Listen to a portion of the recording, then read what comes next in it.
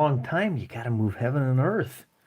I tell you, when you got to clear this with 7.5 billion people, it makes it a little harder to sit down and play your favorite solo role-playing game, Advanced Dungeons and Dragons. But we did it. We made it.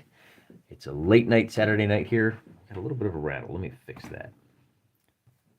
As we get started, welcome aboard. Go ahead and sound off in the chat, those of you that are in live chat.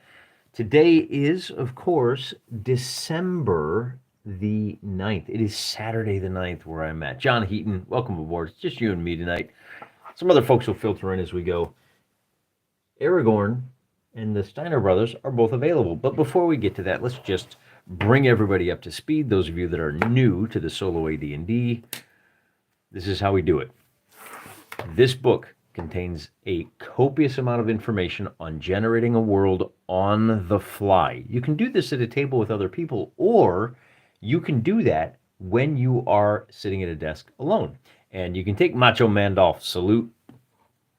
You can do this when you're sitting at home alone, and you kind of straddle the line between DM and player.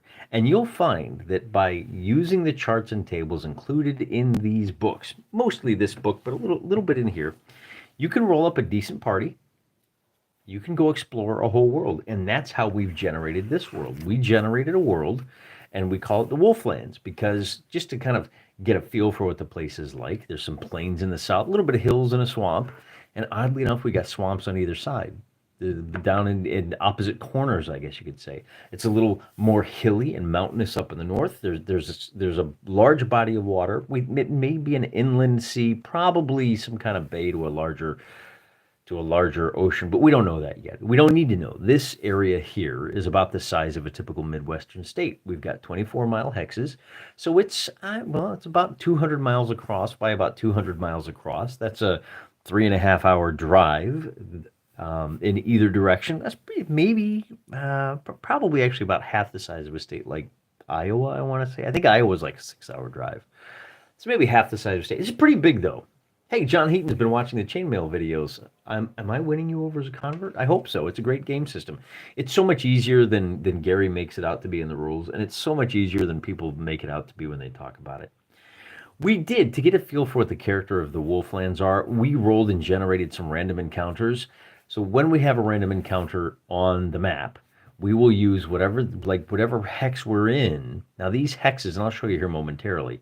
So the yellowish here, you can barely see it. The yellowish are plains, the brownish are hills. So if we're in the yellowish, that means we're going to roll 2d6 on this. Now I forgot that last time. We were doing a little scouting in one of these. Oh, my dog's very upset. He'll be fine.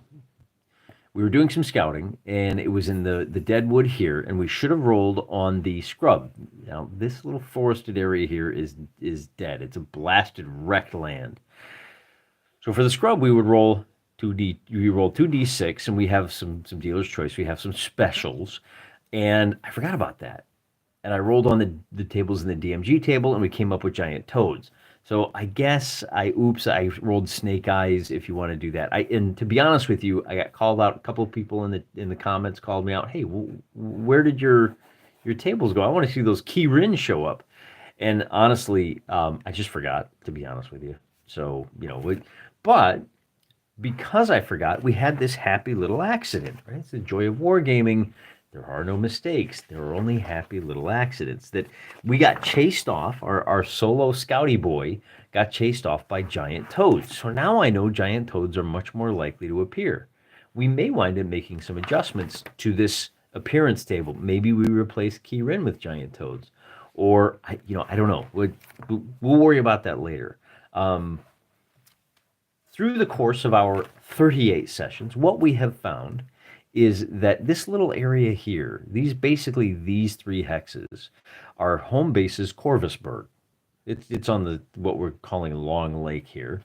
And we are sending out a solo ranger to scout the Deadwood, and we're sending a group of 4 brothers, the Steiner brothers, to explore this Corvusburg hex. If we can get them up to high enough level, if we can make enough money, we may be able to establish Corvusburg as a little barony of our own.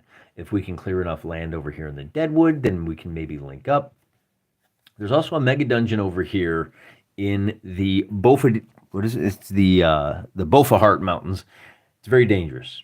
Through the course of play, we've discovered, first of all, there's a troll bridge here. We have discovered that there's a lot of orcs in there, a lot of orcs. It's going to be hard to root them out. We're going to have to go in with some high-level characters at this point. It's kind of our mega dungeon. We've only explored a couple of levels. That's okay. It leaves a mystery for us, even as the solo wargamer, to explore. Now, on the north side of the Beaufort Mountains, we also found there is a safe house for a small band of dwarves and goblins. And we fought a mass battle between those two, and the goblins just absolutely pantsed the dwarves. So the dwarves have hunkered down, and even though we have a third party, so we have two parties. We have the solo ranger, we have the brothers, the four brothers, and then we have the evil dwarves. Well, the dwarves are laying low because they got thumped pretty hard. We're only going to tag in those dwarves when we run out of other options. They're kind of our C team. Also, they're evil, and I just don't like evil. All right, so that kind of brings us up to speed. Now, the reason we've called today's episode the Weasel Hunt is that if we flip down, I'm going to zoom in on this area here around Long Lake, and we've got two kind of zoomed in maps here. This is a lovely little, like, I don't know what you call this. It's a 3D representation of what that hex looks like. And then I went with it. You know what? I want to know each one of these hexes. See, there's 6 across, is 4 miles. So it's a 6-mile journey. You can sail across the lake. You can pay the fishermen to haul you and drop you off. They lose half a day, so it's not cheap. Up here, there is a weasel den. And that weasel den has, I can't remember, it's like 6 weasels. We'll take a look at that. Oh, no, here it is right down here. I made a little note for what happened. There is a mama with 19 hit points. I think we killed Papa Weasel. But then there are 4 babies with what you see here. 2 hit die creatures with 17, 11 hit points. 1 hit die with 5 and 4. Now, this is a primary focus for us. Mama's pelt is worth 1 to 6,000 gold pieces. That's a lot of loot. That's a lot of experience points. The babies can be trained. If you take a month off and you train them up, you can actually train them, and then they'll be, animal companions, which would be a pretty sweet addition to any party. The same thing happened over here. If we go look at the opposite side of Long Lake, so Long Lake is down here, and we've got Castle Weasel. It's a ruined castle. It's 4 miles off the shore. That might make a good base of operations. We've also discovered there's a tomb over here that we haven't really explored because we've been afraid. The only guy that knows about this is our solo ranger. We call him Aragoon. And he ran into an orc patrol in the hills here. That's another one. I should have rolled on the 2d6 table. Bloop. And instead I rolled on the DMG tables, and I got orcs. So apparently the orcs, the Landsknorks, and thank you, Intanius, he has some wonderful art of what the Landsknorks look like. And they're led by, and so to just kind of keep track, this is my folder here. I got a copy for more notes. Because I can't remember. So there's a goblin tribe. Each of our little, call them factions. Here's the roster for our dwarves. Don't worry about the details. We're not going to get into that today. But our orcs, and then here's our roster for the giant weasels. Worry about this. We are going to get into that today. Where's our Landsknorks? There's the dungeon. There's the random table. So this is the first level of the dungeon. And then right behind that, we have the Landsknorks. They are led by the Kaisork Monocle, who's named after Baron von Monocle from my friend John Delaraz's steampunk book or game, and then the Subchief von Bismarck. Horkler died at the hands of our dwarves, I think, or did he die during the TPK of the original crew? I don't remember. So Horkler has been replaced by von Bismarck, and then we've got all of the roster here. So I can tell you, we've got 20 patrols of 9. There's 180 orcs in this dungeon. That's why we don't go to this dungeon anymore. Instead, what we do is we go for the easy loot. Rather than risking our hides against 200 orcs, we're going to go beat up on the local wildlife. We're rangers. That's kind of what we do. And this is where we have something. So here's our evil orcs. I'm going to tuck this aside. We don't need your services today, fellas. This is where we talk about the and I know we're 10 minutes in. We're going to get there. This is where we talk about the real world calendar. We have essentially two good parties, the Steiner brothers and Aragoon. And today is the 9th. This is when they begin. And at this point, we have a question. Are we going to run? Now, they've met and they said, hey, we're kind of good going our own separate ways. So whose weasel hunt are we going to do? Bear in mind, there is a lot of cash on the table here for the Steiner brothers, but they have a little more time. Aragoon has a problem. Now, Aragoon is accompanied by, he can't, because he's a ranger, he can't hire any bros to help him out. But he can buy two dogs. We've got Maxwell and we've got Folger. Those are the two dogs that Aragoon takes with him. That gives us a 3-on-3 fight. That's... Oh, you like my little pencil? Yeah. It's a happy little pencil. I should get some Christmas pencils, I guess, but I like the pencils with all the little hearts on them. I hope the lead doesn't break. This is the only one I've got. So, I'm going to leave it to you guys. Do you think... Oh, and there's a time limit. So what I've done, at least for the weasels that are over here in the Deadwood, and I can even... I've got receipts. I can show you receipts. On that page where we have the stats for the weasels, we rolled up a family of 4, mom, dad, and 2 babies. Now, these babies age in real time. Every month that goes by, these babies gain 10%. They basically gain 2 hit points. When we get to 100%, they become full-grown adults. So this big brother and here it says, right, full-grown on January 1st.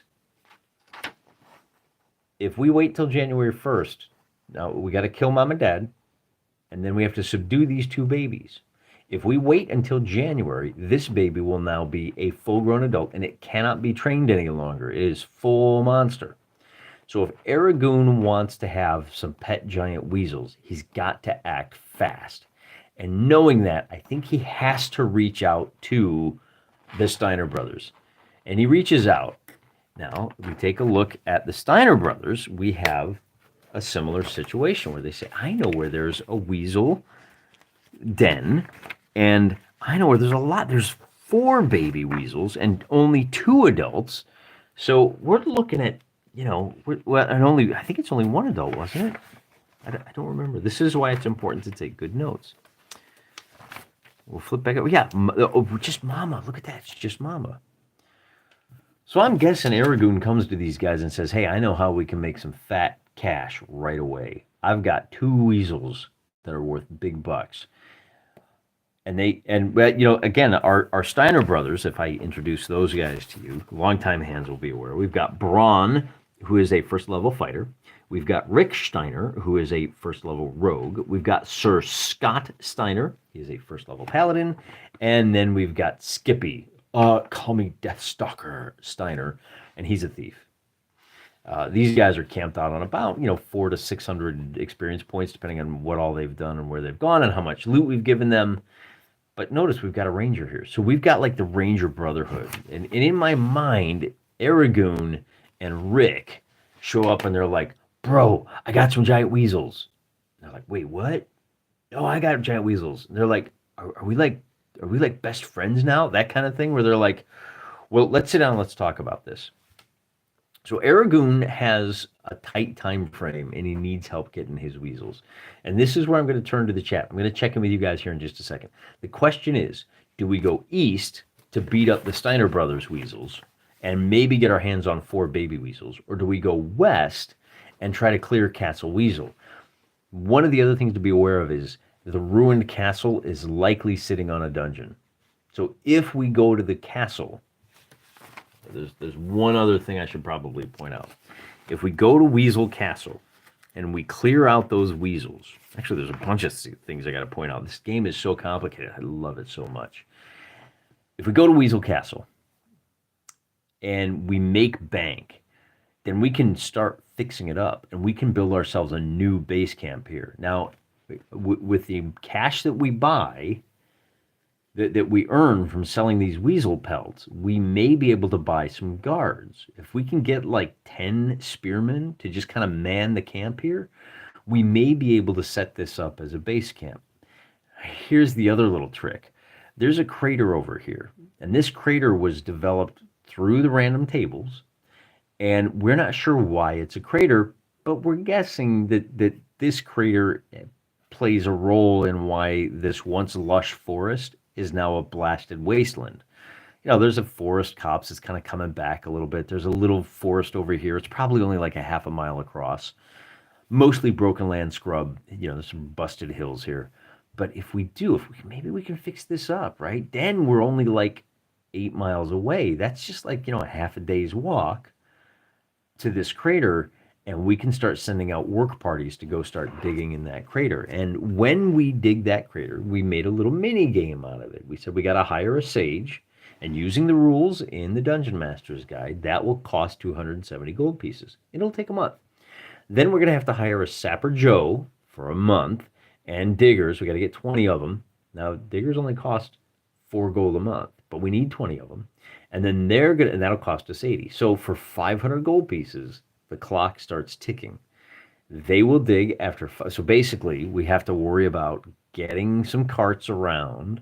Maybe we don't even have to do that. Maybe we can hire porters to lug stuff to the plains and then back over here. Maybe we can bring out a carpenter and we can construct some wagons so we can get down here, set up a camp, start digging. And because this hex is not clear yet, we'll have to provide guards. That will be an adventure in itself.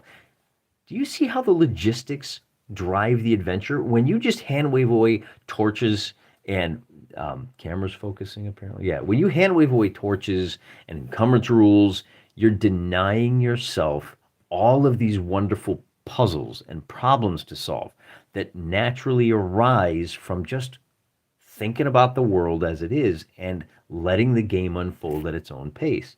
Once we dig for 5 days, then we uncover the loot. And I have a little table here. There's 4 possibilities. We may unlock, there's a 2% chance there's an artifact. Which artifact? Well, I don't know. I got to dig it up to find out. We'll roll on this chart. Maybe there's a dungeon, but it starts at the 5th level. Maybe there was an old battle here, and so we roll on treasure type V times 2, which means lots of magic. And then here we have a dead comet. Somebody actually suggested that maybe a wizard's tower blew up there. Yeah, maybe that's so the dead comet means we can unlock a great big hunk of mithril. What is my note here? 20,000 gold pieces worth of mithril, or enough that we can take it to the dwarves, and for 500 gold pieces each, plus 6 weeks time, we get 3 suits of chainmail plus 2, which is a huge upgrade. So there is a wealth waiting. Well, there's a lot of possibilities, right? Oh man, that artifact, that could be bonkers. One of the problems that we have is if you unlock the dungeon, we may wind up letting something big spill out into the world. More adventure. But even just getting there is going to take us months and this is where we kick things back over to the calendar. It won't just take us a session. We have to drop the 270 on the sage, wait a month, and then drop the 230 on a work crew, and then guide them to the site. By the way, it's not just the 500. We're also going to have to buy carts, porters, guards, because remember, we ran into an orc patrol. This gets really complicated. It's not the kind of adventure that you see on most D&D channels. It's not the kind of adventure that everybody tells you and advises you to play. Oh, your DM has a story, and it's a big groundbreaking. You'll start at level 1, and by level 20, you'll defeat the Supreme Dark Lord. And you'll always feel like you might lose, but don't worry, the DM will cheat, and you won't. You'll win, but you'll feel like you... No, we're not about that illusion here. We're about exploring a mythical world that is generated before our eyes. We roll the dice, and this is writ large. I rolled to see if I hit the orc, and I rolled a 20. I've explored this world, and in this world, my dude hit the orc and did crazy amounts of damage. Now, there's no criticals in AD&D, but you get my point, right? The dice are informing our story, and we honor these guys. They give us all kinds of adventure. So as I was saying, today is December the 9th, and our boys are going to say, I cheat maybe a little bit, right? Our guys are going to leave the morning of the 9th, And well, no, you know what? Now that I think about it, the fishermen are going to take off. Do they work Saturday morning? They're probably mending nets and stuff. They take the Sabbath off. So really, this will be heading out on a weasel hunt. So weasel hunt, and there's two questions. Which one? So let me go back and check the chat because I want you guys keeping me honest. It's like 2 a.m. John Heaton, let's see, we said that if you played Warhammer Fantasy, Chainmail is super easy. John Heaton never played miniature war games. Mainly, I've played grand strategy war board games like Empires and Arms, Pax Britannica, and D&D. And I mean, okay, maybe you've never played miniatures, but you've played a war game. This is a war game. And one of the reasons that our crew has taken a couple of weeks off, I mean, they were done in like, how long? They've been in Seaburg for almost a full week. Part of the reason is that we were playing around with mass battles using just the AD&D rules. It works surprisingly well. There's a couple little like gaps that are left to fill in, and that's where common sense and a solid set of DM rulings comes into play. Jack McCarthy, a good friend of the site, good friend of the channel, Bradford Walker. I'm thinking about his website, walkersretreat.blogspot.com. Give it a look-see. Jack McCarthy's here for the first time, catching the show live. Thanks, Jack. Welcome aboard. I'm glad to have you. Glad to have your advice. Let me know what you think. Are we going east or are we going west? I got to vote for west. I got to vote for Houston. Wait a minute. Dartmart is in Houston. No, and he points out that the Bene Gesserit do not manipulate. Yeah, if any Jedi come by and they're like, oh, well, boy, that was a pretty bad Jedi. He's like, oh, look at my chance cube, my chance duodecahedron. I can't remember what it's called. All right, so but the other question then is, if we go west, lock it down, lock it. My 3-parter on winning as an assassin is doing well. Yeah, Bradford Walker has some advice. That's something else that I kind of glossed over. When we do our dwarves, when we finally get around to that, we do have a dwarf assassin. So we're going to do a session on just how the assassin works. But it's all connected, right? Because we may need to go help the dwarves beat up on the goblins as a condition by which the dwarves will turn if we didn't cover the mithril, or it just occurs to me, dwarves are really good diggers. If we decide that we don't want to mess around with hiring humans, boy, they're terrible, right? Maybe we could convince those dwarves to come over. I don't know. The dwarves are evil, so I don't know how smart that is. And the dwarves have a larger goal of clearing out they want to reclaim their homeland in the basement of that mega dungeon over in the mountains. But I mean, this may be a way. And here's one of the things that my friend Jeffro Johnson points out about this style of D&D.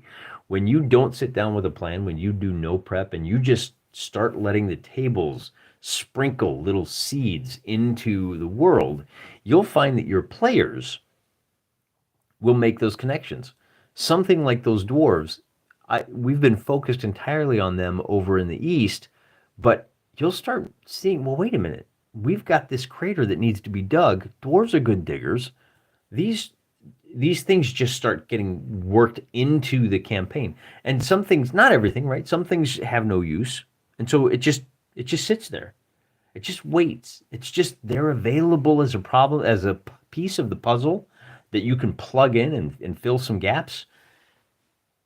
If you never need it, that's fine. But it's there if you do. And you'll find some surprising synchronicities arise just from playing the game as is. So we're going to go west. Now, the other question is, do we wind up bringing these two boys together? Are we going to have the Ranger bros help each other out? And I don't think there's any way that Aragoon is going to be able to kill 2 adult weasels on his own.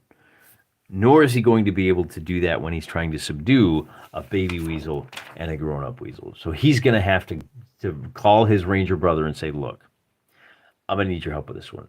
And the ranger brother says, yeah, that's a great idea. We would absolutely love to get our hands on a giant weasel of our own. Wait, whoa, time out. Now we got to have some negotiations. And the good news is And so here's where we get to let the dice decide how these negotiations are going to go. The good news is that Aragoon has a charisma of 14 and his buddy has a charisma of 13. So Aragoon has a plus 10% on his charisma. And we can role play this out. So if you don't think you can role play when you are solo playing AD&D or any RPG, this is an example where you can. And I spent some time thinking about it. And here's what we got. We are going to have, at the end of the day, if there's no loss, we're going to wind up with 2 giant weasel pelts. That's 2d6,000 gold.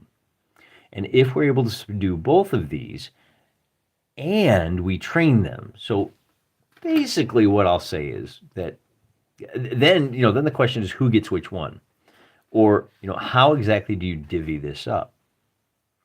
And so after a bit of negotiation, you see that we've got, well, who's going to train these giant weasels? It's got to be one of the rangers. So I think this becomes Aragoon's full-time job for the next month. That's fine as long as he gets a share of the loot from selling these 2 pelts. And then the question becomes, well, who gets the baby versus who gets the big one? And so Aragoon says, look, here's the deal. We are going to split. Now, you don't know where Castle Weasel is. I know where it is. And they say, well, okay, but that's negated by the fact that you can't do this without our help. So we're going to split the cash, equal shares across the board, 5 shares. For every 1,000 gold, everybody gets 200 gold pieces. All right, fair enough. But Aragoon says, if I'm going to train these guys, I'm going to be on the bench for a full month trying to domesticate these 2 giant weasels. I want the big boy, right? And if he can start the training now, we'll be fine. And they say, I think that's a good idea. So our team, alternatively, we could say, yeah, you keep these giant weasels, but then you get a lesser share of the loot. But I think just for the sake of simplicity, we're just gonna do that. It'll be 5 guys, 5 shares of the loot, and then the Steiner brothers will take the baby, and by the time it's done, it'll have 8 hit points, and it'll be at 30% growth, and we'll have to track that in real time. And then our Aragoon will be able to add a giant weasel with 20 hit points to his flock, right? It'll be like one of the other dogs. So we'll need to come up with some names, but before we get to that, we have to get to Weasel Castle. And I think this benefits Aragoon. But for the most part, we're going to keep the Steiner brothers off to the east and Aragoon off to the west. If Aragoon can clear this, then, we'll be in good shape. And this is really Aragoon's puppy. He's not going to tell them about the crater. He's going to keep that to himself. He may enlist their aid in helping clear this tomb over here. It's not good to solo a tomb with a ranger. That's kind of a heavy lift. I'm not sure that I would recommend that. But in this case, Aragoon's thinking about, at some point, in another 5 levels, he's a 3rd level ranger now. And, it's not going to be that long before he needs a castle of his own. And it takes a long time to build a castle. It's far cheaper. It's far faster to just steal one from somebody. Or find yourself a ruined pile, clear the dungeon beneath it. You've already got the foundations laid. You can just hire a crew to start fixing it up, and you can build it in like half the time. So that's one of the other things to be aware of. But as I said, before we go, so we got a 5-man crew. It's the best. It's the only thing that makes sense here. And they are each going to spend, and here's where I need to grab my notepad. So it's going to be a -1 GP each because they're going to get ferried across the lake. And then every morning, if there's a fire burning on this shore, so that's important. You have to camp out. You have to get here in the morning time and build a signal fire, and the fishermen will come pick you up. Although I think, now that I think about it, the fishermen probably say, listen, if you get a fire going by lunchtime or, kind of early afternoon, we'll pick you up at the end of the day. That's probably a smarter way to do this because they're going to be, they're going to be tired. They're going to want to knock off. They got a boat full of fish. Yeah, we'll come get you at the end of the day. That probably makes more sense. So that's the easy part. On Monday the 11th, our 5-man crew sets off. And on the 12th, well, no, we're still on Monday the 11th. They're going to land here, and they just have a short jaunt. We are in the scrubland, so we have to figure out Well, what are the odds that you have an encounter? When do you check for an encounter? And there is a happy little table right down. Oh, I think I went by already. There we go. Look at that. So in the scrubland, you check in the morning, and then in the evening, and then at night, and then at the pre-dawn. So you got to check 4 times in the scrub. Fishermen start early and cut off early. Yeah, there you go. And they may cut off earlier if there's a 1 gold piece bonus in it for them. That ain't nothing. Like a gold piece is what you pay a spear carrier for a month. So we've been injecting some pretty good cash into the town. The town is probably growing. There's probably rumors spreading that there's a lot more activity there than usual. But I think the point is that you're going to get off the boat. It's not until evening, right? Kind of late morning. To resolve that, we can always just roll an extra die and say, you know what? On a 1, 2, or 3, we will have to check for a random encounter. We roll a 2. All right, well, that's no problem. Then we have a chance. And of course, the rules for that are right here. We are in wilderness, so there is a 1 in 10 chance that between the shore of the lake and Castle Weasel, we have, and we always do, don't we? So we have an encounter a mile from shore. The fishermen have left us. We're going to have to deal with this. This time, we will roll the 2d6 to find out what our scrub encounter is. Okay, so now I've gone through the process of making sure that I've used this table, and it says, so here's scrub. You just roll on the DMG table. All right. We're in this is scrub. There's a little bit of plains up here, but we're in the scrub. This is plains too. I think this little half. I think we should. This is Black Beads. I don't remember that. Black Beach. That's what we're calling it. This is Black Beach, and we're gonna call this scrub too. So we clamber over the hills. The like into. What does the shoreline look like? It's probably level. There's probably like maybe some dunes there. Whatever. We're on the backside of those dunes, and we have to check on our temperate. Oh, the weather's nice. It's a little cool, a little chilly, but not uncomfortably so.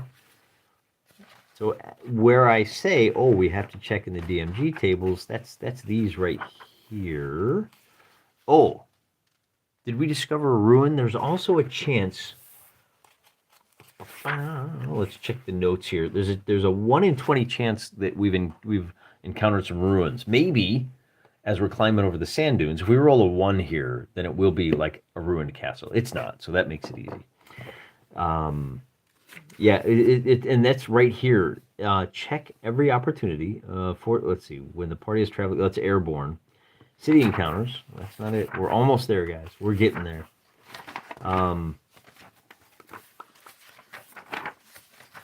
These tables here, it says outdoor encounters are divided into 2 sets of tables. Uninhabited areas will occasionally have fortresses. When an encounter is indicated, roll a d20. 1 in 20 is an encounter which discovers such a stronghold. These are detailed hereafter. If you're not using random terrain, if you're not using random terrain, well, whatever. Check only when an encounter is indicated. So yeah, there you go. But we didn't roll a 1, so it doesn't matter. So we are going to be rolling on scrub, and as I said, we are in temperate, uninhabited. Keeping me honest, we roll a 17, and in this case, scrub 17 is going to be herd animal. Now, this is interesting. We haven't run into any herd animals before. We know they're out there. Let's see what that means. This is actually really good news. This must be what the giant weasels live off of. If we go to UF, and I would have bookmarked this before, maybe the craters where 2 wicked cities used to be. Wouldn't be the first time. GH, so giant, and herd animal is a listing in here. Herd animals. And let's see what advice we've got here. There are 20 to 200 or more. With an armor class, wait, the hit dice 1 to 5. Wait, herd animals live in all climes. Musk oxen and reindeer in the north, giraffe and antelopes at the equator. The smallest will have one. Oh, attacks are simply a matter of the animals in question. Now, we're not going to deal with these guys right here. Okay, that doesn't do us any good. We're hunting weasels. This may be with weasels, but now we can actually write down what those herd animals are. And I'm going to leave it to the chat. Do we have bison wandering through the wolflands? This is obviously what the wolves live off of as well. In addition to small game, maybe the wolves eat giant weasels. Maybe there's some tension there between these apex predators. But you guys tell me, what do you think the best? Is there some kind of fantasy creature that we want to plug in? Do we just make it? Are they wild horses? You know, elk would be a good one. Do elk travel in herds? I thought elk were largely. No, I'm thinking mooses. Those are more solitary, right? Maybe do deer run in packs? Aurochs. Is that an entry in here? What the heck is an auroch? What am I thinking of? Maybe they're ankegs. Wouldn't that be fun? Ankegs don't run in herds. This means that we're able to get to the Weasel Castle, and we are going to attempt to set an ambush. We are forcing the encounter between our party and these giant weasels. Do the weasels see us coming? We're just going to treat this like a regular encounter, okay? When you have an encounter, there's a simple little algorithm that you do. Aurochs the size of small elephants. All right, let me make a note of that. And then I'll Google what they look like later and probably roll my eyes at what you guys have done to me. Aurochs, but they're big. And they're slow. So we have an opportunity to go auroch hunting. And we know where the herd is. We can actually track them tomorrow if we want to, if this fight goes really well. Maybe we can save ourselves a couple of meals. Aurochs are a variety of bovine. All right.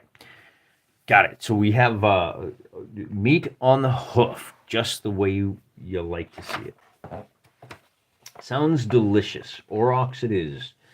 Where in our world, where do they live? Is that an African thing? Is that why I don't know anything about them? Because I'm a Midwest farm boy?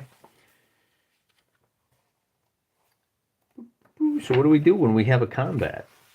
Do we get a +1 to surprise because we're able to shift upwind and hopefully come at them from a direction they don't expect? On a 1, 2, or 3? We can. We cannot. So we tried, but the wind shifted, and now there's no chance for the bonus, but we do still need to check for surprise. And I need to do that before I check the encounter distance, because if there's surprise, the encounter distance is reduced as follows. So did the weasels surprise our boys? Only on a 1, they did not. Did our boys surprise the weasels? They did not. So this is just going to be a straight, oh boy. This is just going to be a straight initiative roll.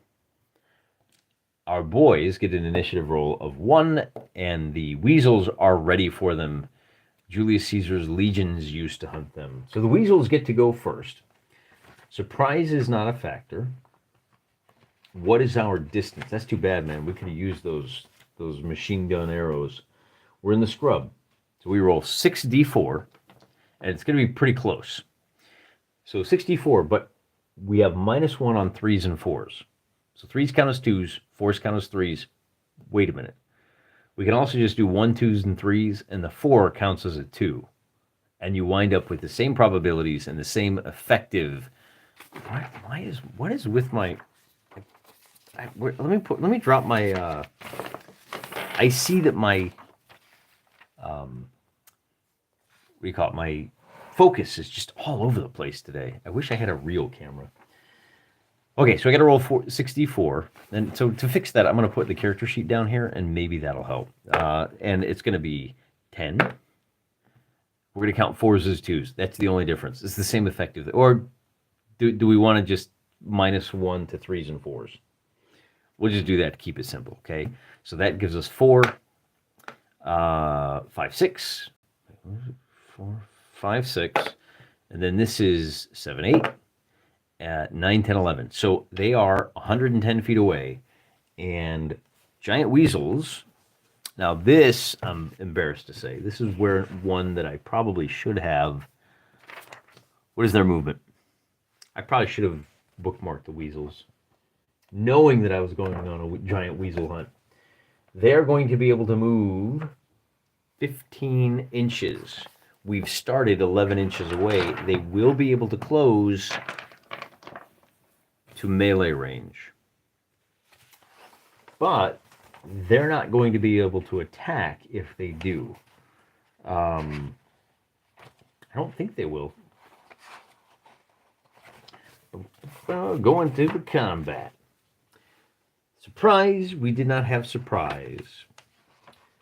We have encounter distance, that's done. We've checked for initiative. We don't have to worry about reactions.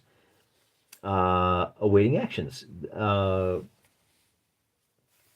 Surprise gives initiative. I've been reading too many miniature war games because I can't remember the order of operations here. The roll a d6 and the scores are compared. The higher of the two has the initiative. Possession allows the individuals to take action or reaction as desired. According to the foregoing list of things, we could avoid, parlay, await, discharge missiles, close to striking range, or charge. I think they charge. These weasels are absolutely going to charge. So when they charge, and is it just mom and dad, or is it the babies as well? I think mom and dad are going to protect the herd. They're going to protect the babies. And that means that we have to figure out who they charge, because we got to look at some weapons here. And okay, so we have 5 possibilities. I'm going to roll a d10 twice, and it'll be, oh wait, but there's also Bron, Rick, Scott. Do these guys have, they do have a war dog named Tommy, and we've got 3 dogs over here. So there's a total of 8 possibilities, and it's going to be Tommy is 1, and then we'll go 2, 3, 4, 5, 6, and then 7 and 8 will be charging the war dogs as well. So we get a 1 and we get a 1. So these weasels hate the war dog. They are both going to charge Tommy with an AC of 6. Our guys do not have the initiative. That means on this first round, with the charging, I don't think that a war dog is going to be able to. Oh, you get a bonus of 33%. Both good practice to decide both sides' actions before. That's a good point. Obviously, this is going to devolve into a melee. It's going to be a fracas. Because before rolling for initiative. So yeah, it's a good point. Let me do this again. And Macho points out we should have declared this before initiative. I'm not going to re-roll initiative, but and I think you should do that. I think we needed to declare before the surprise segment as well.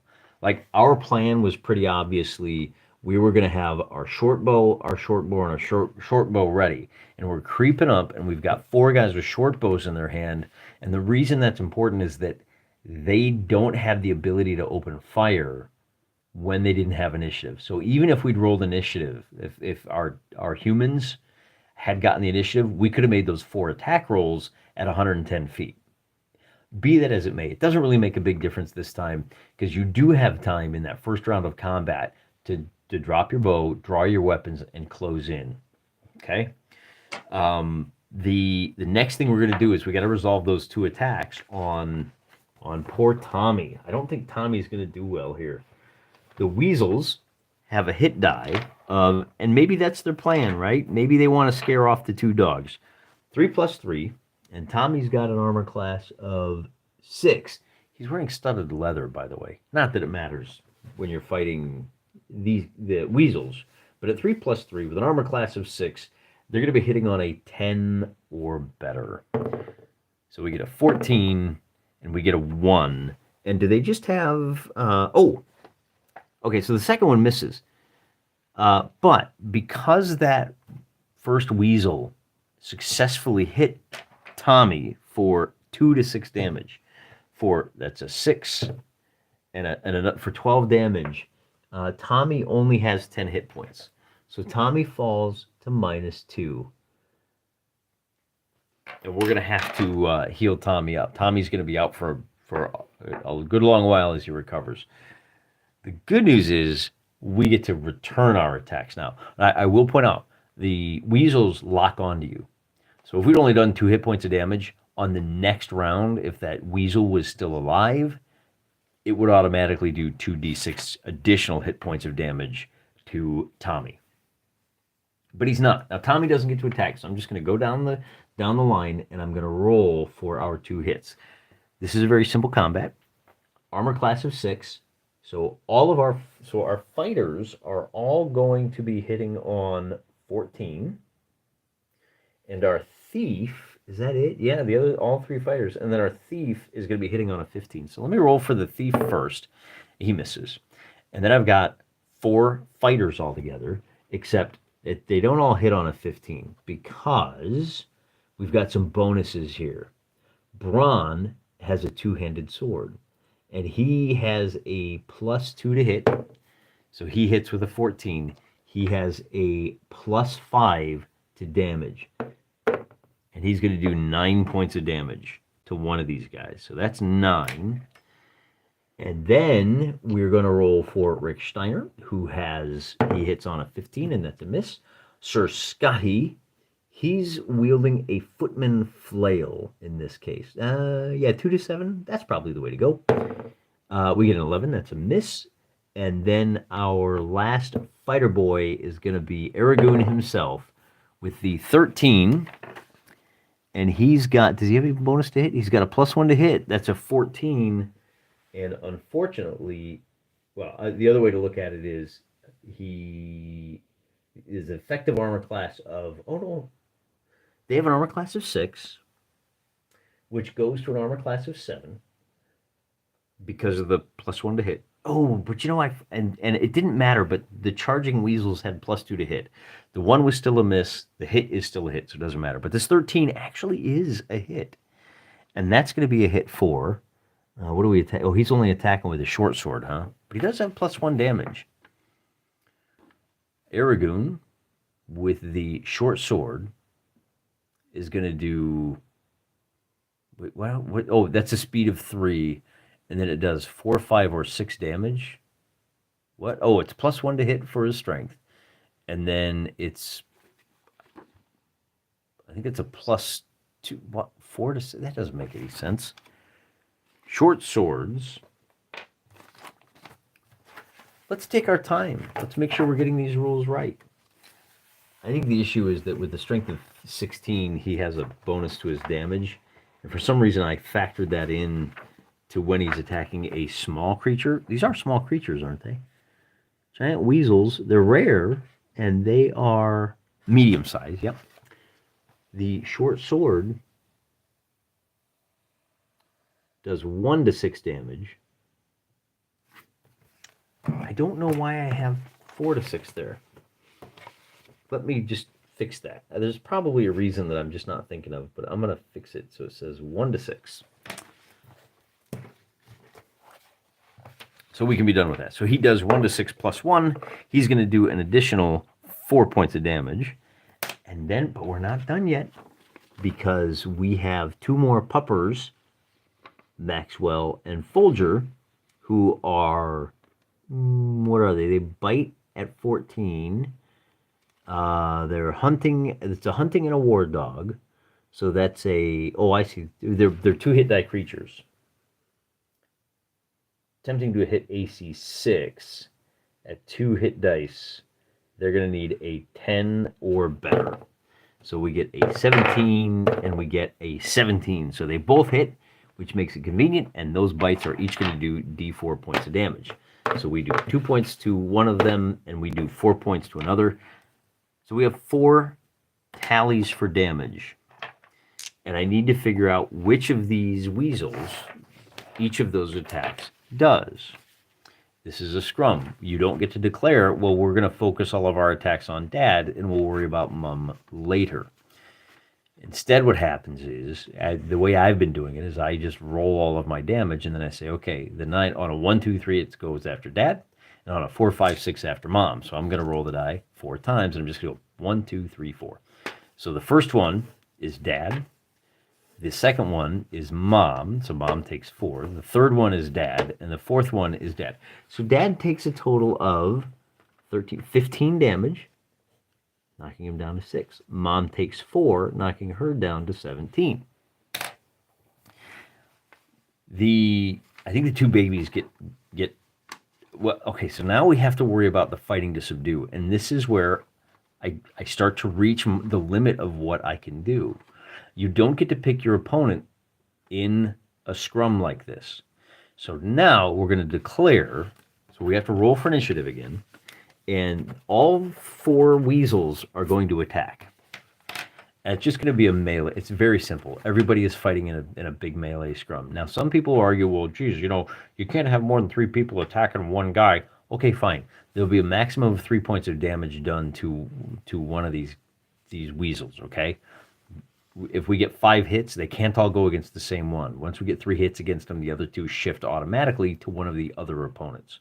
And we'll figure that out kind of as we go. But the humans are fighting to subdue. They will do half damage to each of these bibbies. Hey, good evening, Blaine. Welcome aboard. A little late, that's okay. We're just doing a nice fight between 4 weasels. We're trying to subdue these 2 baby weasels, and we've got a total of 5 heroes. The weasels have already killed a hunting dog. Does Braun apply? Actually, does our paladin, Sir Scott, is he going to heal Tommy? Can a paladin use his lay on hands to heal a doggo? I think he can. And what kind of lawful good guy wouldn't do that? But we're not going to do. Actually, he's not. Our paladin is going to take this round off. And he's going to apply a tourniquet to the bite wounds. He's going to try to clean them up. So no attack for the paladin, but he doesn't need to use his lay on hands this time around because he's just going to apply first aid to the dog. Okay, so we do need to roll for initiative, and the weasels get a 4, and our heroes get a 5. So our heroes get to go first. As I said, our thief is going to be missing on a 4. Braun is got a +2 to hit. He's going to get a 12. The +2 drops the armor class of the weasels to 8. And a first level guy hitting an armor class of 8, he needs a 12. So that's going to be a miss for Braun. For Sir Scotty is doing first aid. Rick then is going to miss. Skippy is a lowly thief. And with a 14, he is going to be able to... Now, come to think of it. I've already rolled for the attack. He should have been looking for the backstab, shouldn't he? We have enough guys that if we were doing this in strict theater of the mind and or with miniatures, we could worry about flanking attacks and all that. Might come in handy when you outnumber your opponent 2 to 1. I forgot. On the next turn, we're going to move. Our thief is going to forego his action to move into a backstab situation. But we've already rolled the die, so this turn he gets the 14, which will allow him to hit an armor class of 7. That's not going to do it. Come on, Aragoon. It's up to you. We got to do some damage. And with a result of an 11, and his +1 to hit won't do it. So now we're down to Aragoon's 2 dogs. And an 18 will hit, and a 3 will miss. So only 1 dog was able to bite for a little bit of damage. The dogs, now this is interesting. The dog does 4 points of damage. Dogs do not fight to subdue.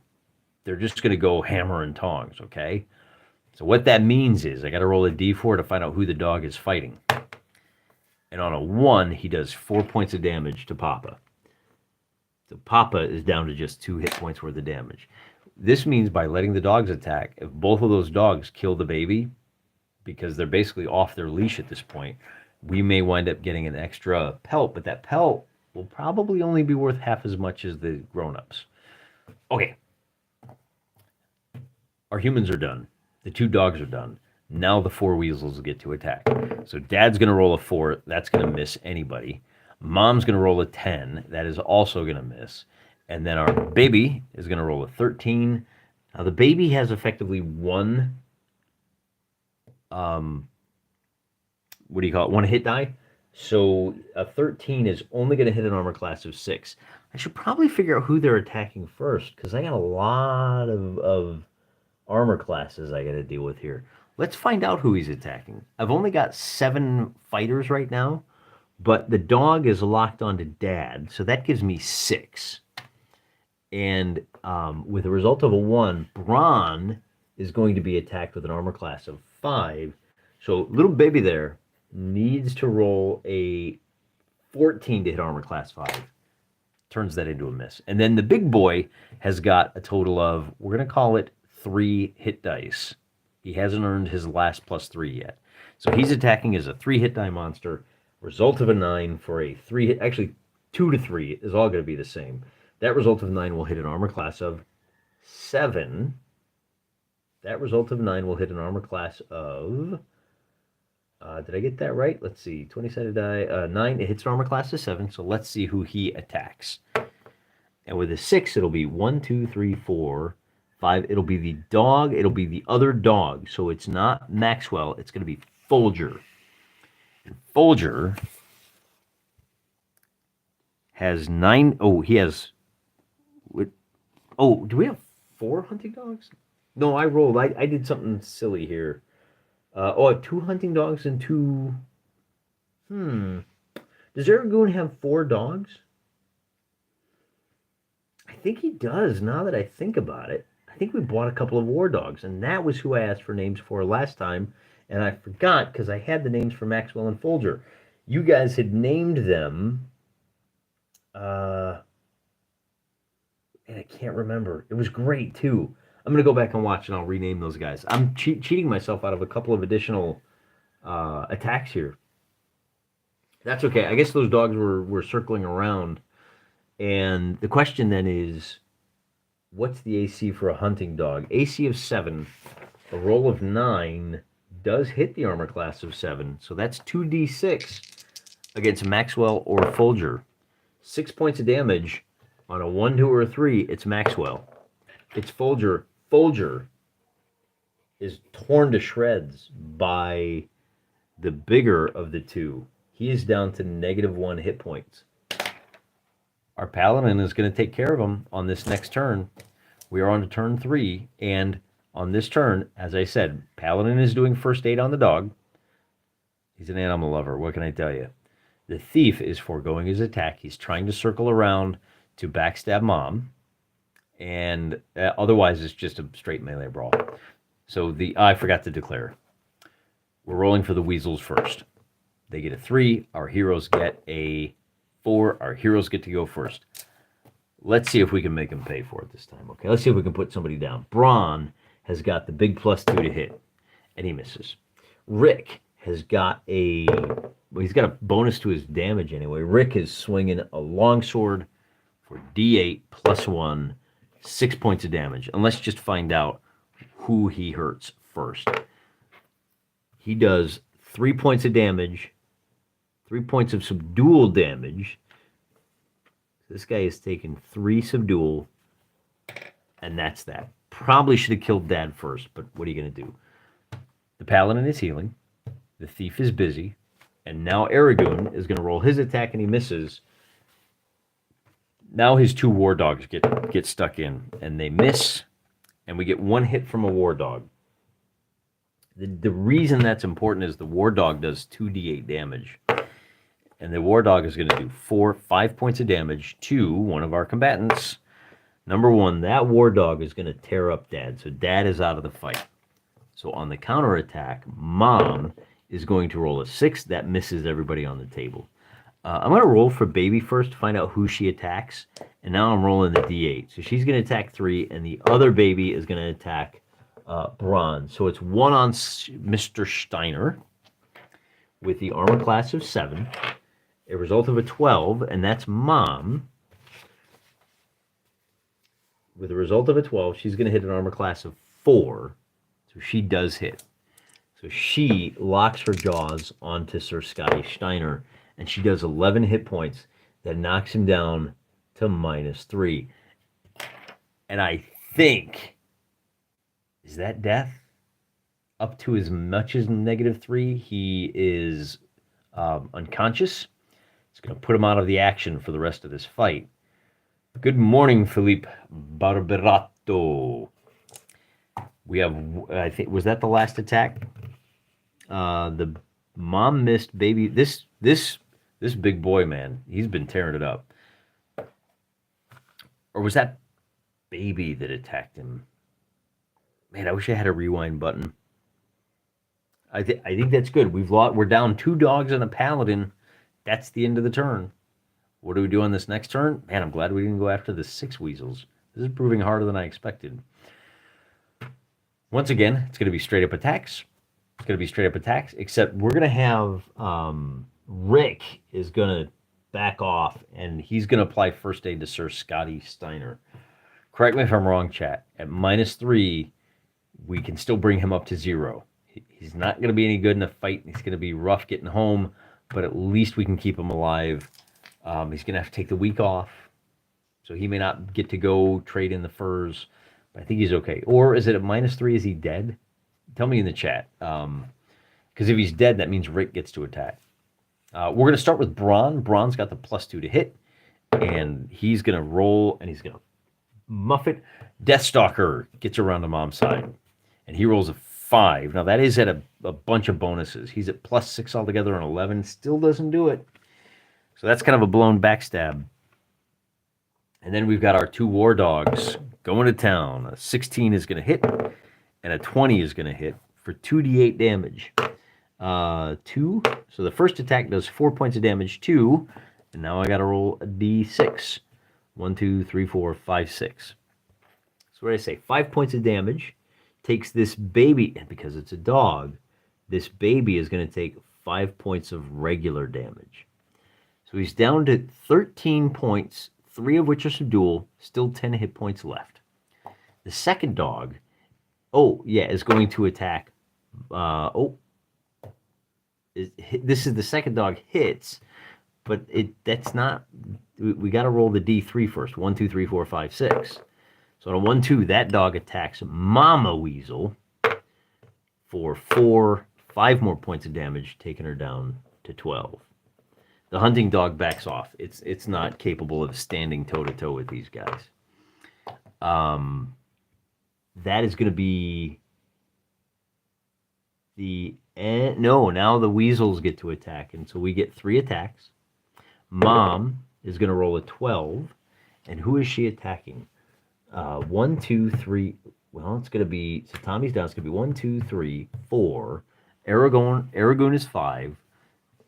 And then 6 and 7 are the war dogs. And of course we get an 8. So we reroll when we get an 8. We reroll, it's going to be one of the war dogs. So Mama attacks a war dog with an armor class of 6. In order to hit armor class of 6, Mama needs to roll a 10. So Mama hits for 2d6 damage. 10 points of damage is going to kill one of our... Oh no, on a 1, 2, or 3, it kills a dog. Yep. So that kills one of our dogs, and there's no one left. We need to throw all of our attacks at these guys. The thief has to step back and take a turn off. We're looking for that backstab. We need the double damage out of him. Everybody else is on full-blown attack. We've patched up Sir Scotty. Rick took the last turn off.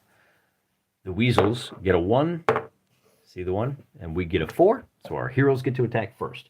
Braun with the +2 to hit rolls a 4. Man, if he ever lands a shot, it's going to be absolutely devastating.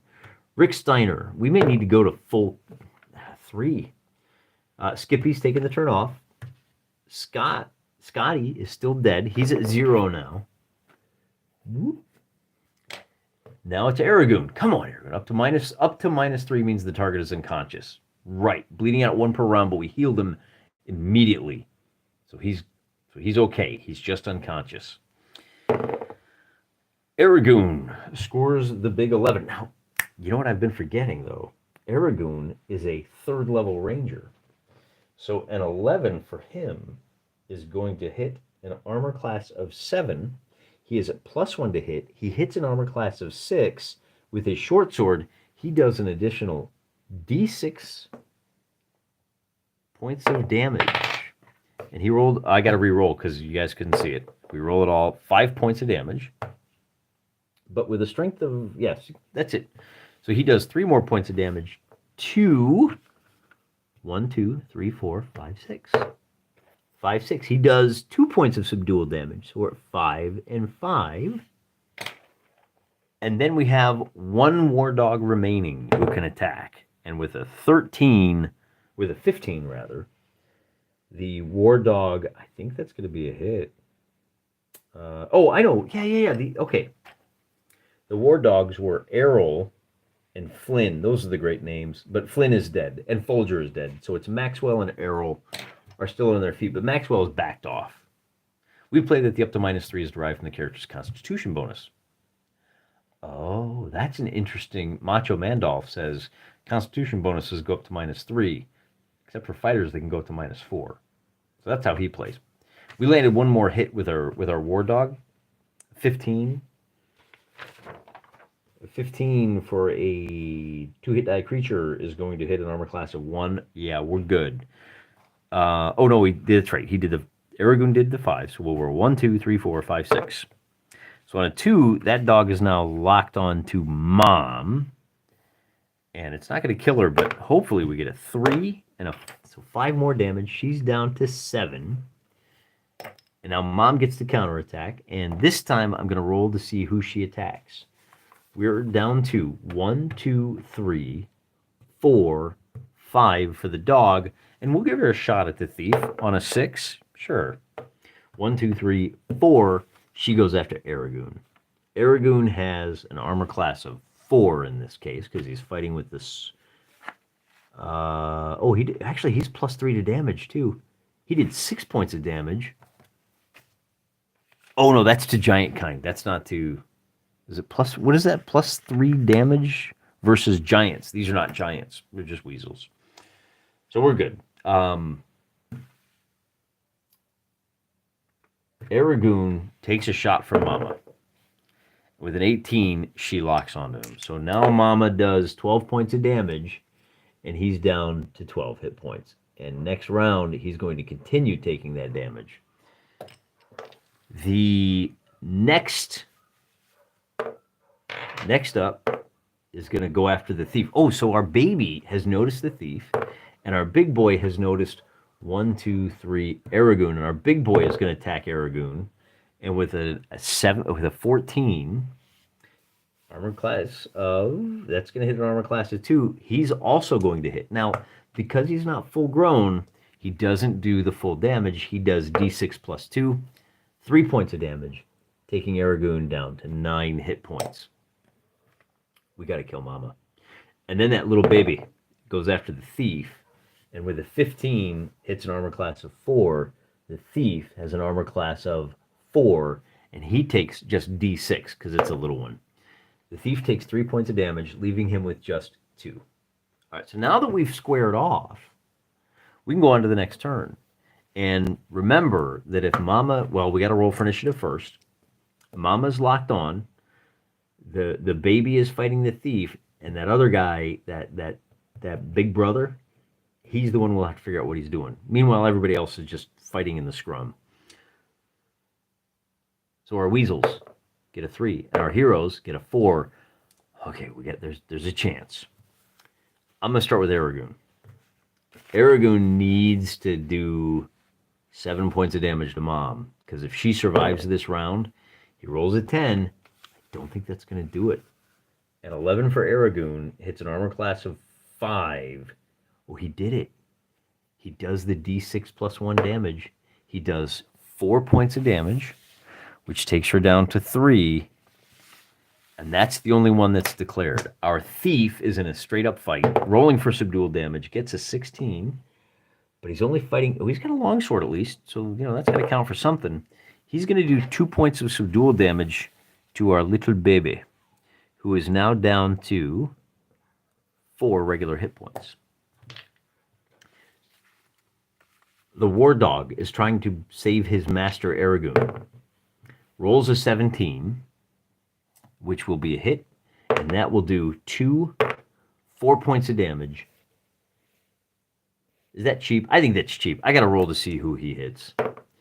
On a 5/6, he does a total of, he does those 4 damage to the big brother, who has now taken 9. He's got 9 hit points left, 5 of which have been negated due to subdual. The thief is attacked, Aragoon's attacked, the dog is attacked. I still have Braun is going to attack the big boy, and he's going to roll an 8, and he's still going to miss. Rick is going to attack the big boy, and he's going to roll a 17. So he gets a hit for D8 plus 1 damage. And the big boy takes another 1 point of subdual damage. We're just not getting it done here, guys. We're up to 15 total damage. He's still got 3 left. At least Mama's gone. Nope, Mama's still not gone. I think we're gonna lose Aragoon. Sir Scott Steiner is dead. We've done everyone else. Rick, yeah. Wow. This is a little bonkers, man. Mama automatically does 2d6 damage. She does 8 points of damage to an Aragoon who has 9 hit points left. He's down to just 1 hit point. Morale check? For who? Oh, well, Giant weasels are vicious. They will attack until destroyed. We don't do morale checks for our heroes. You don't do morale checks for weasels. It's a great question. Might have saved her bacon. All right, but we're on to the next turn. Aragoon is fighting with Mama. She was still locked onto him. Thief is fighting Baby. Everybody else is still kind of at random because they're not aware that Aragoon is down to his last hit point. Unfortunately, our Paladin, who could lay on hands, he's unconscious. What are you going to do? We need this initiative. The Weasels get a 1. I've been rolling for them first, and our boys get a 6. So we are... Okay, Aragoon, man, you got to land this. It's just like a couple of hit points. 6 ain't going to do it. Your War Dog is going to land a hit. These War Dogs they're MVPs, man. It's going to kill Mama. Because Mama only has... Well, is it? He does 2d4 damage. He does 1. Anything but a 1. You knew that was coming, right? You knew that was coming. She's down to 1 hit point. Oh, the drama. I'm telling you, man, these dice are great. The people that say, well, there's nothing left to discover when you're playing this style of game, man, they do not know what they're talking about. Our Thief is going to attack, and with a 12, he will be hitting an armor class of just 9, so he misses the little baby. And then we only have 2 attacks left here. Braun is going to roll a 5, and whoop, big surprise. And then Rick, come on, Rick, you've been reliable. Rick lands a hit. 1, 2, 3, 4, 5, 6. He's going to land a shot on the big boy. He does D8 plus 1 damage. We'll divide by 2 because he's fighting to subdue. And we get the 9. Do we round up?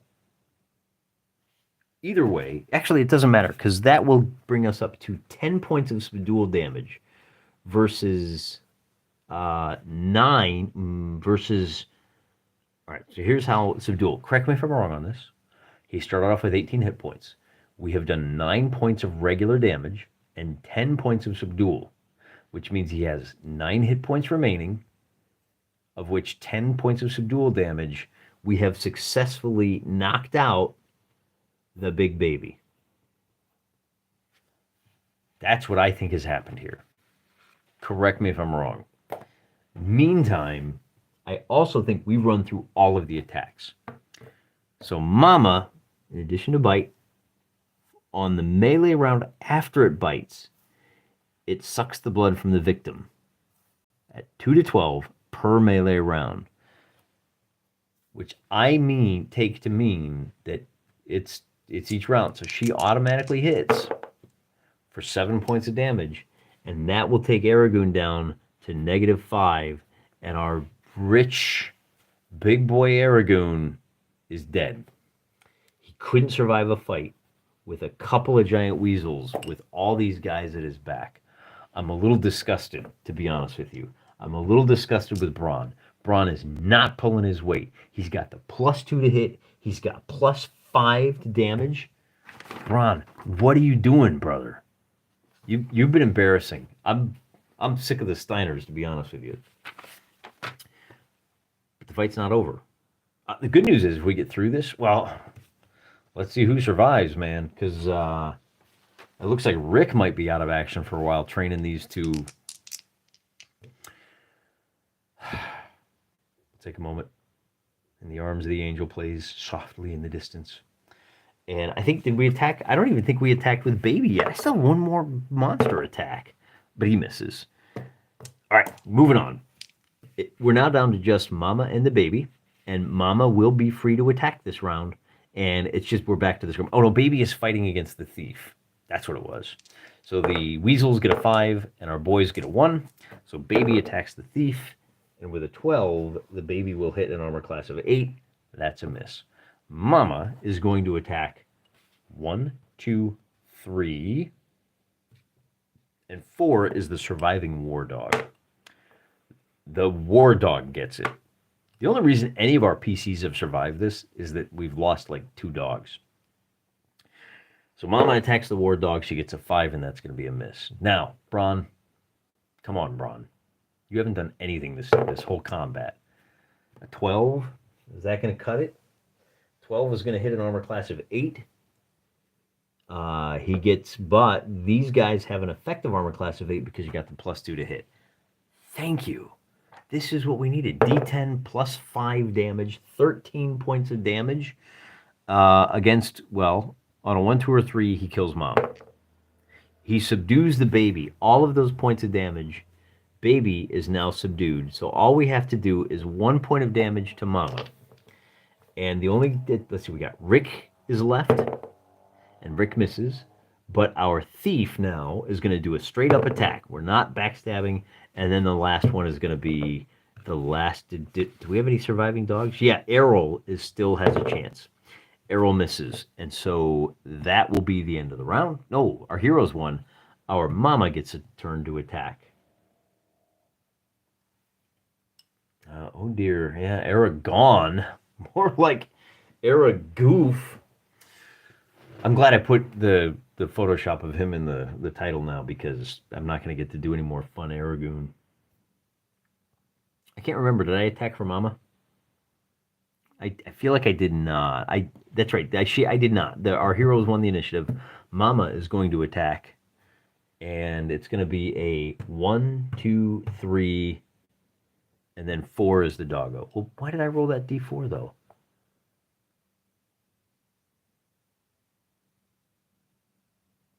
Yeah, no, yeah, I think Mama already attacked. I think we're on to the next round. And it's just everybody on Mama. The thief is going to get a +2 to hit, because this does mean we've got 1, 2, 3, plus the dog is 4 attacks. So one of those guys gets a +2. We're going to give it to the thief. Mama rolls a 5 for initiative. Our team rolls a 3. Mama gets to attack first. Rolling a 3, she's going after the thief. So she spins on the thief, and she attacks and gets a 9. Which hits an armor class of 7. He's got an armor class of 4. He dances out of the way and returns fire and rolls an 8, which is going to miss. But we still have Braun with his miss. Rick Steiner with a 16 is going to hit, and he's got a +1 damage. That finally kills Mama. So let's take stock of the situation. We now have 2 hunting dogs. Maxwell has survived, and Errol has survived. Oh, wait, who's the other hunting dog? Errol is a war dog. And then, what was the other dog? Oh, Tommy was badly hurt. So Tommy is a hunting dog at 0 HP. Maxwell is a hunting dog. So these are the 3 dogs left in our pack. And Maxwell is a hunting dog who didn't get touched. But we lost Errol, we lost Folger, we lost Aragoon, and who else is down to 0? And our Paladin is down to 0. So he spent so much time trying to save the lives of dogs that he didn't have anything left for him. Skippy is down to 2 hit points. That's not good either. But we've killed the last of the weasels. We have 2 more. We have, what all did we find? We found, so we killed 2 weasels. We cleared, well, we didn't clear it. We know there's a dungeon here, but we killed 2 weasels. And we have 2 weasel pelts. All right, not bad for a hard day's work. It was only a 4-mile hike, long attack. We need to rest. I think this is where I'm really killing myself on these random encounter checks, because we're going to go back to the shore and we're going to have to do our scrubland checks. There's a 1 in 10 chance, and we're going to have to do 4 of them because they have that evening no encounter. We have the, I think it, well, wait a minute. Let's think about what time it is and when we make these checks. We checked in the evening, and then we check at night, and then we check in the pre-dawn, and then we have to check in the morning, the next morning. Well, that's a 2 there. So why don't you focus on it? Help me out there, camera. There we go. So then we have to check in the morning the next day, and we get a 2. So no more encounters. The fishermen pick us up and take our surviving heroes back to town, where Scotty is going to have to rest for a week. So here's where we go back to the calendar, and we're going to leave Scotty in town. So this was our weasel hunt. Scotty is available. All right, and I'm actually going to say that Deathstalker as well, okay? Because Deathstalker has to rest for 3 days in order to get back on his feet. And what this means for us is, I want to know what my total experience points are for this adventure. And what this means for us, and the reason I put this down, is that they're going to convalesce. And the only guys that are going to be available for taking those pelts back to Harrington will be Bron, Rick, and Bron and Rick are going to have to go with which 2 dogs? With Errol. We'll leave Maxwell behind, so it's going to be Bron, Rick, and Errol, and that's important. This stuff all matters, guys, because they're going to get back the night of, actually, you know what? Scotty and Deathstalker aren't going to be available until here, because this is when they're back to town. All right, so we'll erase that real quick. And then we're not going to waste any time. The 2 older brothers are going to travel, and this might be risky, but we want to grab that loot as fast as possible. Traveling to here, no risk of encounters. They're on the road in the Badlands. This is a 1 in 12 chance, at least in this hex, that they have an encounter. And we'll make that clear. Okay, so there's no encounter there. We know they have to make 2 more checks at a 1 in, it is 1 in 12. So 3, and then they camp here. So that's the 2. So then they camp overnight, and we get, man, this is a magnet, isn't it? 9, and then 1 more over here. 1 more over here is going to be, all right, so no random encounters. They're going to make it to town. But they don't make it in town, so they return to Corvusburg, and they go 1, 2, 3, 4, 5. They will arrive in Harrington. Okay.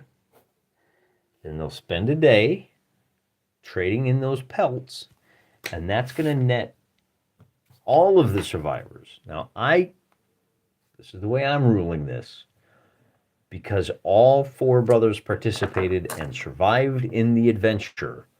all four brothers. Wait, where's our ranger? Yeah, Rick. So we haven't even started the clock on training those weasels yet. All right. We're gonna roll 4. Let me just double check. So giant weasel. I've taken before half grown and carefully trained. Oh, before half grown. I kind of cheated. That big boy is only half grown. They can be used as hunting animals and guards. When encountered in their lair, there always be blah, blah, blah, blah, blah. Weasel pelts sell for 1 to 6,000. So I got that wrong. So it's actually going to be 2d6. And if we wanted to slaughter the babies, we could get another 2 to 6,000 gold. But I think we're better off keeping the giant weasels. They're going to be half size. So I got to think about that. We may reset them, but we'll get there. We're going to need some names, but we're already into this an hour and a half. I just want to figure out how much gold they got. I mean, that's not nothing, but I mean, are you kidding me? If you're rolling the dice, you've done something wrong. This is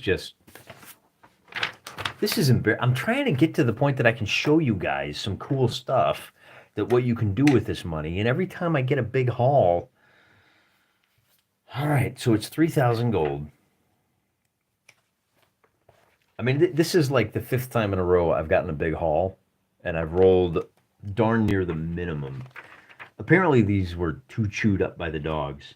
Now, the good news is the 3 plus 3 means these guys, these mama and daddy, are going to be worth 60 experience points each, plus another 4, plus, well, it's going to be another 84 per hit point, and then that special ability nets them another 25.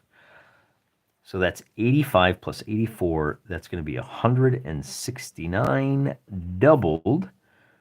And then the babies, we get experience points because we defeated them. Even though we're going to train them up, those babies are going to be, well, the younger one is only going to be like 10, 15, 19. And the older brother with 18 hit points, because we called him a 2-hit die creature, he's going to be 20.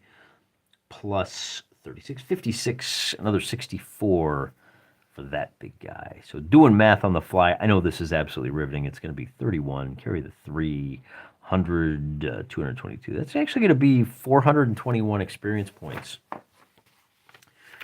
So 3,000 gold pieces. And we're just going to give 750 GP to each brother. And then for the weasels, like I said, 421 is going to net us another 105, and I'm just going to ignore that last one. So that's going to bring us 855 XP per dude. In these situations, I'd always roll the 2d6 one at a time. Gut feeling, you get a higher average. Well, I mean, at least you have that moment of, well, I rolled a 1. All right, well, there's still a chance. Yeah, and now I rolled a 5. But yeah, hey, listen, it's aggravating, but on the other hand, 900 experience points ain't a bad session. That is going to bring us to, and technically, I guess once we got to Corvusburg, we could have logged it, maybe sold it to a passing fur trader there. I don't know. Listen, I'm not going to worry about that, okay? The big thing is I also wanted to get to the big town so we have some time to spend this 3,000 gold, all right? But be that as it may, with the 855 experience points, that is going to push. I mean, look, man, Skippy is going to be up to like 1,200 experience points. He's right on the cusp of leveling. Now, he's healing right now, but, that ain't nothing. And then once we get Sir Scott, once we get Rick is on the road. Once Rick gets back, he's going to take a time out. I mean, he's going to be stuck at just a little over 1,000, but he's going to take a month off. So we're not going to have him available. We are certainly not going to go attack those 6 giant weasels.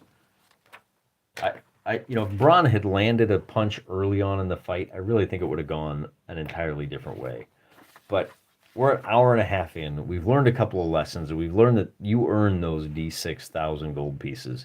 And hey, come the new year, when we've got a couple of those weasels fighting on our side, we're going to be glad to have them, aren't we?